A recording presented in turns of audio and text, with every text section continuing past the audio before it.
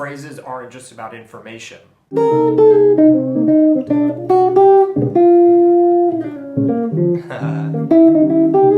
They're about expression and attitude.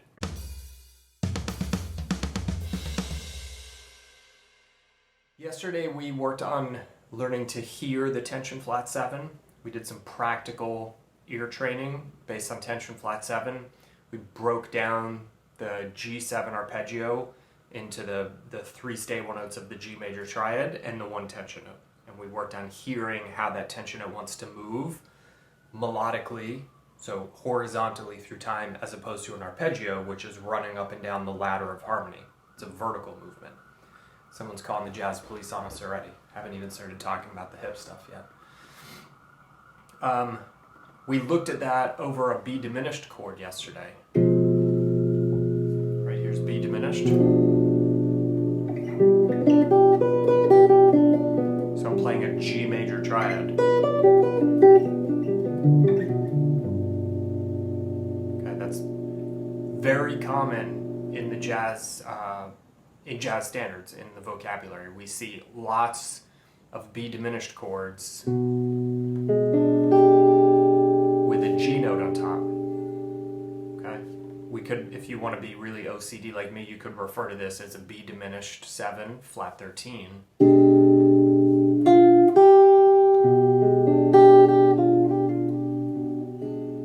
Because that note shows up a lot in a lot of tunes. If you do enough chord melody arranging, you're going to see this sound. B diminished with a G note on top. It's effectively a G major triad over B diminished. Now this makes a lot of sense. It's effectively, you could either think of this as a B diminished chord, fully diminished, flat 13, or you could think of it as the first inversion of a G dominant chord, right? It's a G7 flat 9. If you understand the dominant-diminished relationship, that should make sense. But here's where it gets quirky, and this is what we're going to work on today, is a slightly stranger version of it, which is that very often when this shows up in standards, it's used as a flat 3 diminished. And not always, but very often when that is the case, we're resolving it down to the minor 2. Okay? If you're looking at the PDF, you'll see I wrote out a what did I write out? A 3, flat 3 diminished, 2, 5. So this is, similar to a 2-5-1, similar to a 3-6-2-5-1. It's just like a major key vamp or loop. I wrote it in a way where we never reach the 1 chord, but of course we can throw the 1 chord in, but it's C minor, B diminished, C minor, we're in the key of A flat major, so this is C minor, B diminished, okay, that's the flat 3 diminished, minor 3, flat 3 diminished, 2 chord is B flat, okay, and then E flat 7 is the 5 chord. Now if you think about this for a second, B diminished, when we generally think of diminished chords, like the way we're taught about them in music theory class, the primary function that we are shown is that they resolve up a half step. So B diminished, if you didn't know the chord progression we were working on, and I just told you we're going to talk about B diminished resolving to another chord, you would likely assume that B diminished was probably going to resolve to C, either C major or C minor. That's like the most standard resolution. If you've been through our Chords for Life course, that's the first diminished movement I discuss, is up a half step.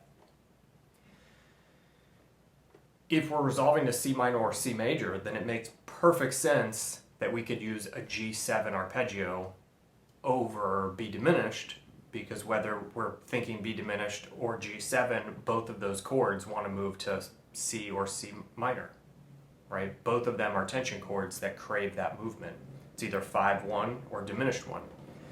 But we're not resolving to C minor or C major. We're resolving down a half step to B flat minor.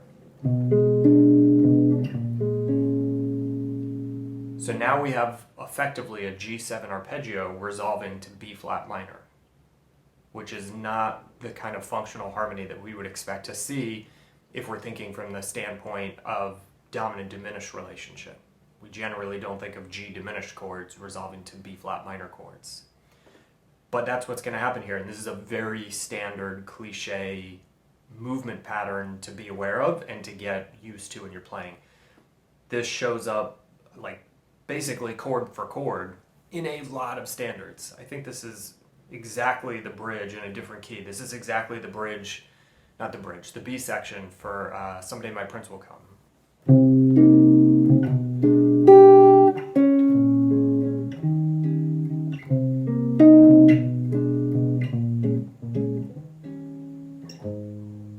Right? That's the B section. C minor, B diminished, B flat minor, E flat 7, and then I didn't write it in, but in theory, A flat major would be the final resolution point.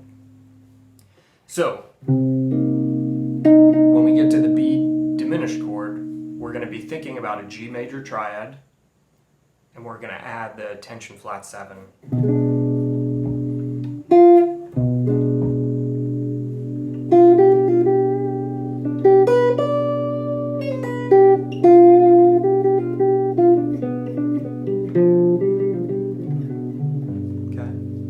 More advanced, if you want to start throwing in leading tones and chromaticism, of course we can do that. You can throw in, what was the riff from Monday?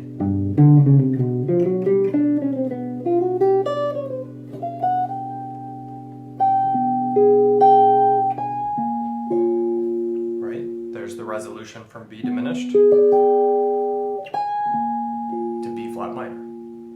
Anywhere that you can find a G major triad, voice lead it to a resolution to B flat minor. That's a good idea to practice.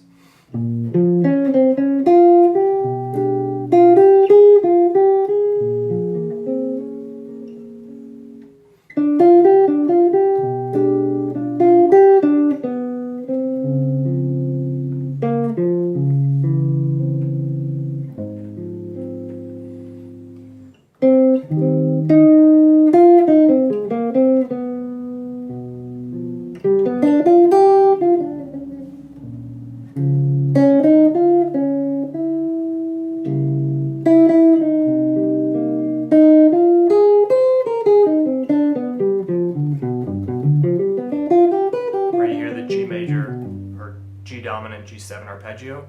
We don't want to sound like we're running arpeggios. We want to really emphasize that tension flat 7. It gives us a phrase. It gives us melodic momentum and movement and some emotion, right? I saw Peter Bernstein the other day on Facebook made a comment. Somebody was talking about phrases, and Pete said something about phrases aren't just about information. They're about expression and attitude. And ultimately, that's what quadratonics are all about. It's about learning to hear the drama and the emotion of individual notes, and then learning to take what we want and what we're comfortable with out of the picture and put that note on display. So by emphasizing that tension flat 7 and using the desire for resolution and for movement that it produces, the line will just have a sense of attitude and a sense of human expression to it that's very difficult to accomplish just by running chord tones or scale sequences. Gary, last 4 measures of all the things.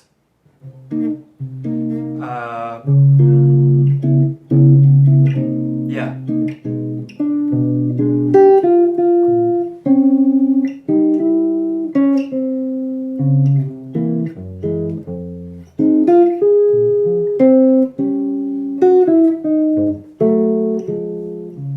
Yeah, totally. Just after the D flat major to D flat minor. So that's what I want you to think about and focus on. If you need to isolate the B diminished chord for a bit first and just remind yourself of that ear training stuff from yesterday.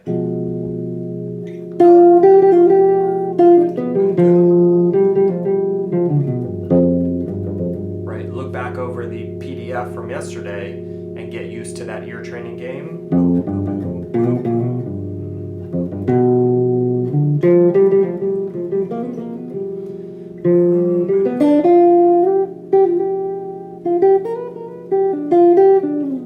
Right, you can practice that riff from Monday's lesson again.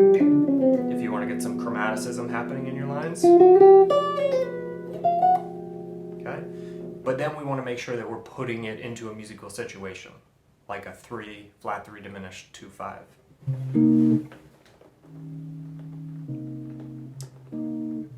Oh, that's a little quieter than I was hoping it would be. So if you look at the PDF, over the C minor chord, I'm actually thinking of this as an inversion of the 1. So we're not ever hearing the 1 chord, but I'm going to improvise over C minor as though it were the 1 chord. So I'm going to use A flat major triad for that. Then I'm going to drop that A flat major triad down a half step to G major when the chord moves to the flat 3 diminished, to B diminished. Then I'm going to play just a standard root structure 2-5. So B flat minor triad for the B flat minor chord, E flat major triad for the E flat dominant chord. I realized after I wrote this PDF that I could have added the tension flat 7 in measure 4 to give us that 1, 3, 5, 7 sound for the E flat chord. I did it with my primary go-to tension note, the tension flat 2, because I think it's a better option, but you can try either, okay? But try them one at a time. Always do one thing at a time. Let me re-record this loop, and then I'll play over it a bit and show you a few practical kind of baby steps for getting started.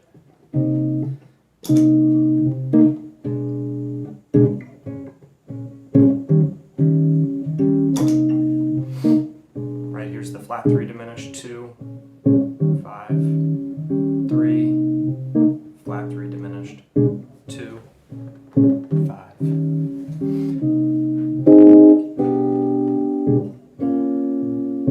Cisco! What's up, man? Good to see you on here. Start off by just voice leading the basic triads. Don't worry about the tension notes yet. Just play the triads almost like they're chords, okay, and voice lead them. So A flat major to G major to B flat minor, E flat major. Right? Anywhere on the fretboard. A flat major, G major, B flat minor, E flat major. Then outline those chords. Okay, do some chord tone running here, but just with the triads.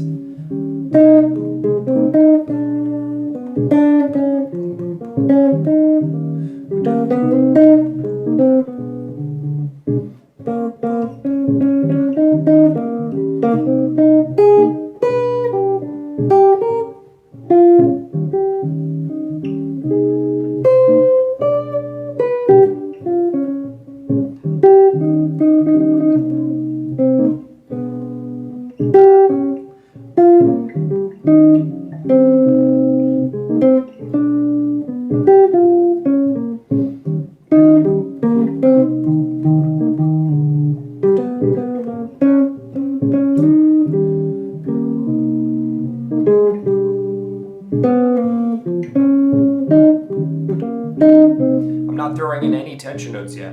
I'm not using any chromaticism or leading tones. I'm just focusing on voice leading these 4 triads. A flat major, G major, B flat minor, E flat major.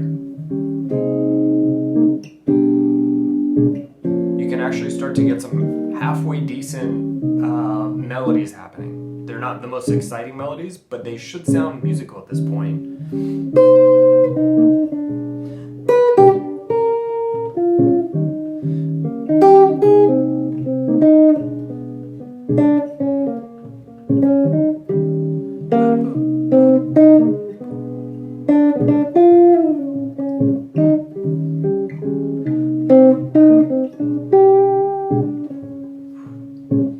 Okay, now let's add in, before we get to the tension notes, let's just allow ourselves the freedom of some leading tones. Any note you want to play from the triad, you can always add the note a half step below it and resolve up into it.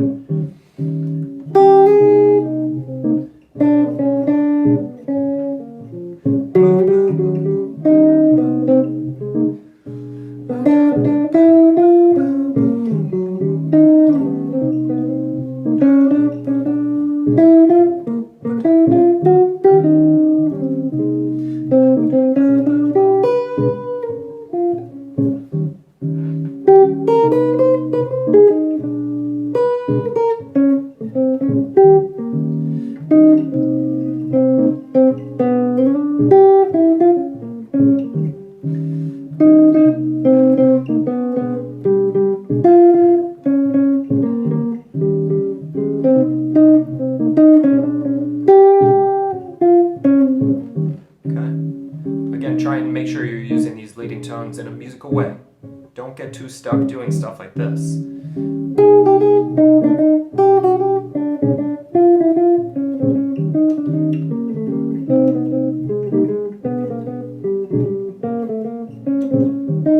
Not that this is necessarily a bad idea to mess around with if you're new to leading tones, but try it and then move away from it. Okay? Start using it more like a spice when you're cooking. It's just one flavor. You don't want every dish that you're cooking to taste the same. So don't get trapped in using a technique over and over and over and over and over in your line. Practice it to get in your muscle memory so your ear's used to the sound, and then move away from it and try other things. Let's add these tension notes in. A flat tension 2, G major tension flat 7, right? B flat minor tension 2, E flat. I'm going to do tension. I wrote flat 2 on the sheet, so that's what I'm going to do. But you can try it with the flat 7 instead.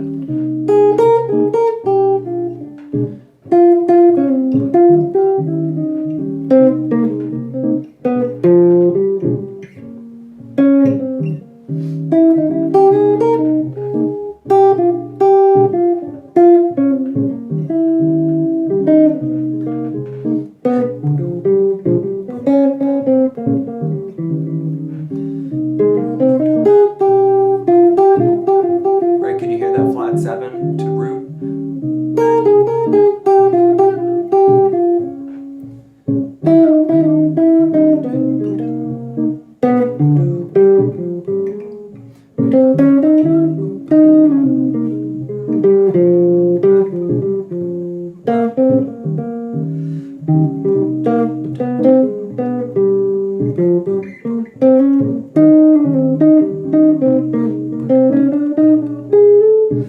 I'm going to start throwing in some leading tones and chromaticism into the lines now, okay? To get it to the point you already shouldn't be able to hear by the time you're playing a quadratonic, a 4-note structure. You shouldn't really be able to hear the triads at work. It should just sound like melodies. But once we start adding leading tones and a few chromatic connecting lines inside these quadratonics, now it's just going to sound like vocabulary.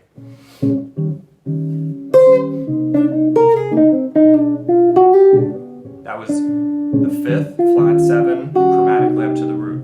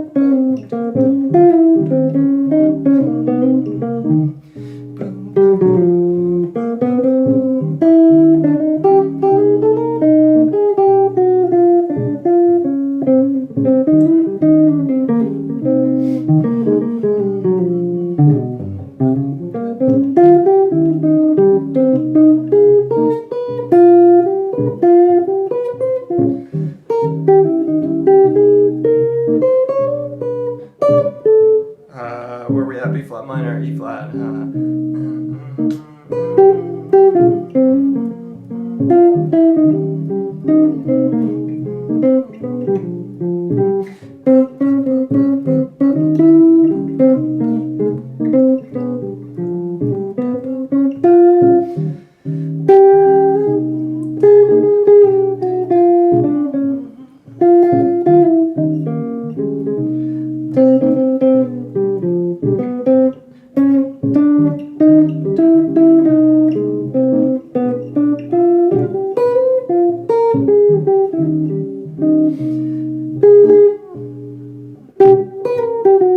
Right?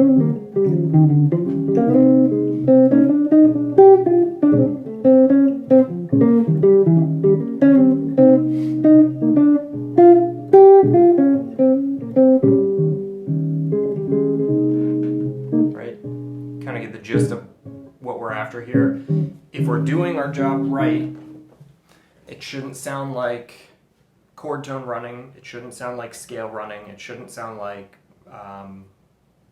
riffs or outlining anything. We're certainly being very respectful of the harmony. I'm implying it very strongly. I'm using 2 out of the 4 triads I'm using are 1, 3, 5, like root structure. So we should be hearing the chord progression in our lines. I should be able to play this without the backing track.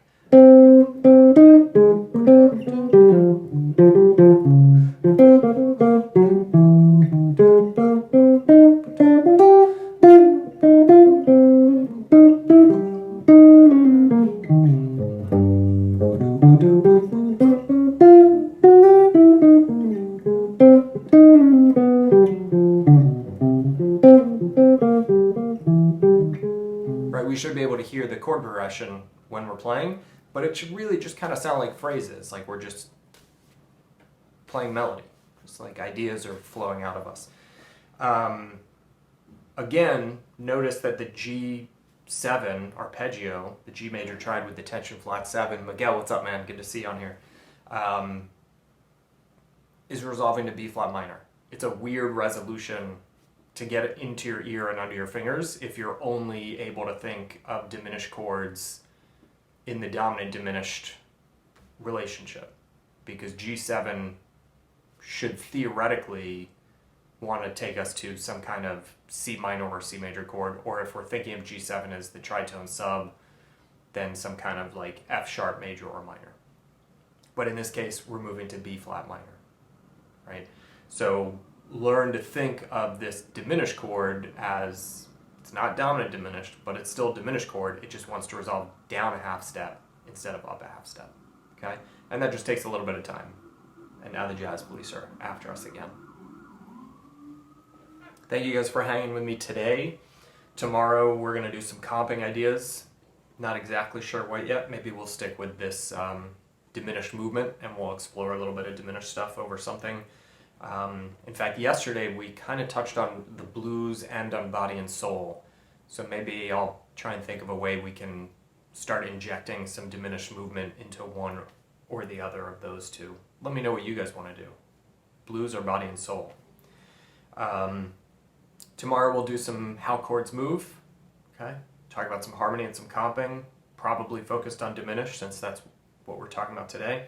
And then Fridays are advanced melodic triad concepts.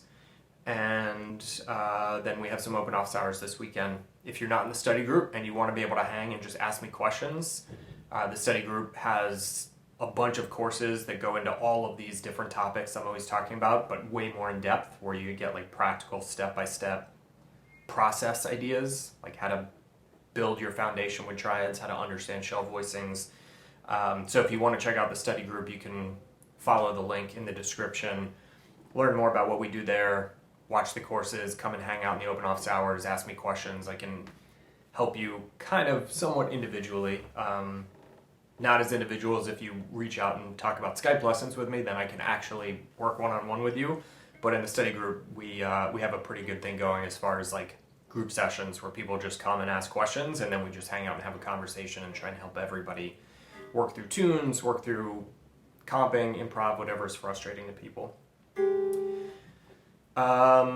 Tomorrow, Gary's wanting body and soul. Sisku's wanting blues. Now we're in trouble. It's 1 against 1 so far. We're gonna need some more people chiming in. If you got questions, leave them in the comments, and I will see you guys tomorrow, and hopefully at open office hours. Happy practicing. Hey YouTube, it's Jordan Clemens with NYC Jazz Guitar Masterclasses and the Melodic Triad Study Group. Thank you so much for watching this video. I hope you enjoyed it. I have a ton of content coming out on YouTube this year. We've been doing daily jazz guitar lessons, so I'm going to be posting videos like this pretty much every day. So if you dug this and you want to follow me, subscribe and make sure that you turn on notifications so that you can watch more videos like this. Thanks again for watching. Hope to see you in the comment section. Hope to see you in the next video.